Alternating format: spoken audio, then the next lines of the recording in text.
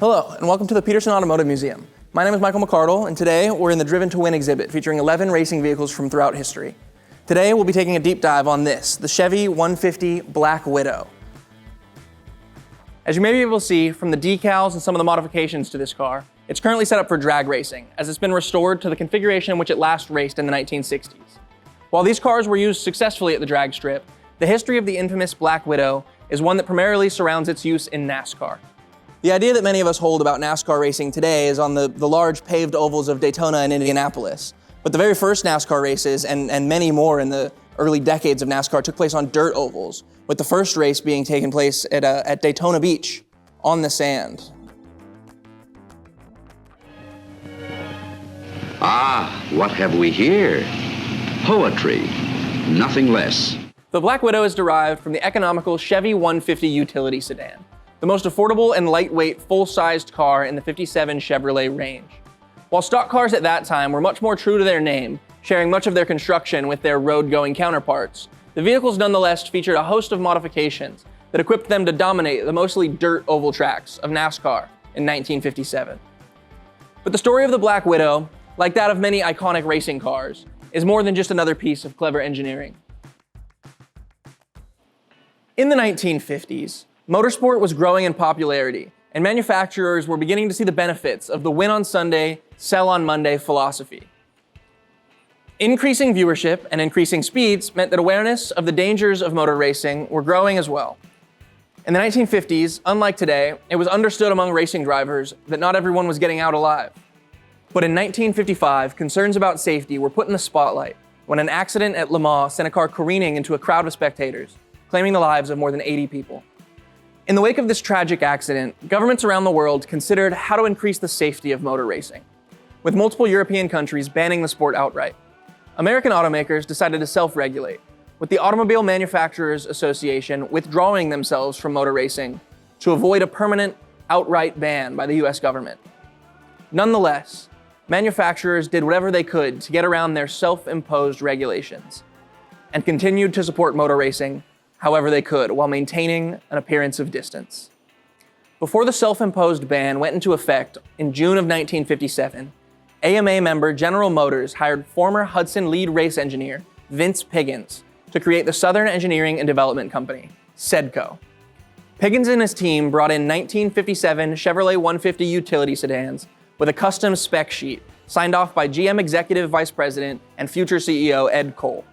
The build sheet included weight reduction in the form of a deleted heater, radio, and rear seat, a 20-gallon fuel tank, and a 4.6-liter fuel-injected V8 engine developed by legendary NASCAR crew chief, driver, and engineer Smokey Yunick.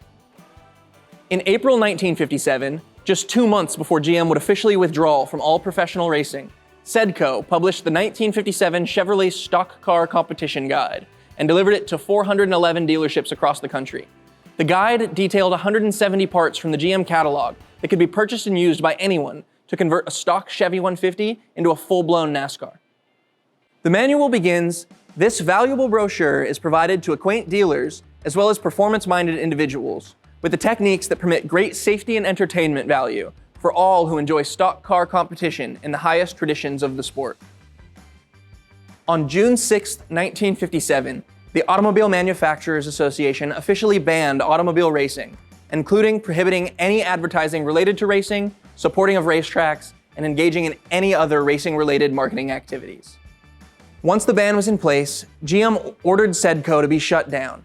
They had no use for their own SEDCO-built cars as they weren't allowed to take them racing, but they would see the benefit of winning without even participating, as the blueprint for countless more of their factory-built NASCAR was in the hands of customers via the competition guide. And privately owned Black Widows continued to race and win throughout the 1957 season, even after a mid-season ban on fuel injection took away one of their most significant pieces of technological advantage. Buck Baker achieved his second consecutive championship that year, while driving the number 87 Black Widow. The vehicles were originally dubbed the White and Blacks by fans, until the name Black Widow caught on. No one knows exactly how many Black Widows were built or how many survived, but this example, Ram Jester, was built on March 1st, 1957. It was one of the earliest of 6 Black Widows produced by SEDCO themselves and one of 2 used by GM in the development of the fuel injection system. It has been restored to the drag racing configuration in which it last raced during the early 1960s, and it retains an unusually large number of original SEDCO modifications, including the seamless frame and one-piece front bumper. Though the Black Widow era appeared to end almost as quickly as it began, the vehicles achieved 16 wins in NASCAR racing, securing Chevrolet's championship title for 1957 and enhancing the GM division's reputation among performance enthusiasts.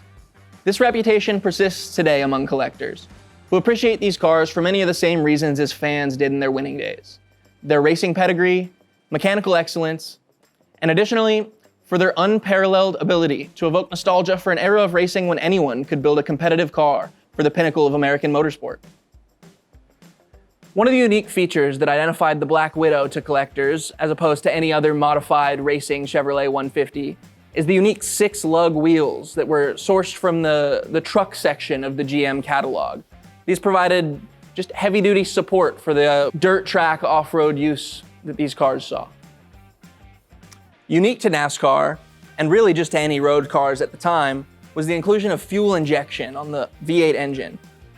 The story goes that the fuel injection badge was placed here on the rear quarter panel so that cars that they passed would be intimidated and know why they were being beat. One unique feature included in this Black Widow that may have been added later for its drag racing use is the inclusion of windows in all 4 wheel wells, giving the driver a view of all 4 of their tires, either through these 2 windows or these 2 mirrors here aimed at the back wheel wells. My best guess is that this was to monitor tire wear, but it could have perhaps been to check changes to the suspension behavior.